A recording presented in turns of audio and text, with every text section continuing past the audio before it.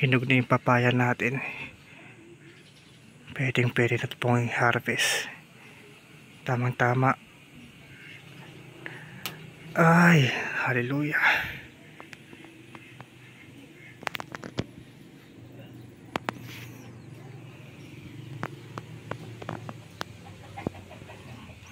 Pumapatak-patak pa yung katas.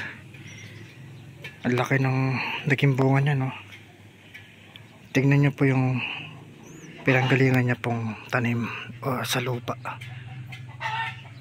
Sa lumang styrofoam lang siya nakatanim dati.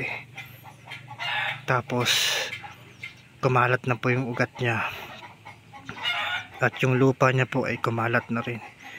Pero yung mga ugat na to ay nakadikit na po sa semento, kaya talagang makakapit siya.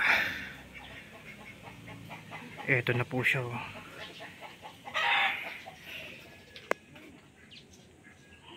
Pero yun niyo po, sa maliit na container lang o sa lumang styrofoam siya tinanim, pero nabuhay siya at tumaas ng ganito.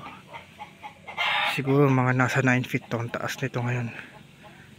At continue siya sa pamumulaklak sa taas niya.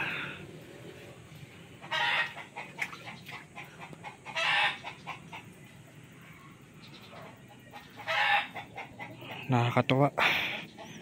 Meron na naman tayong panibagong harvest. Biyaya ng Diyos. Thank you, Lord.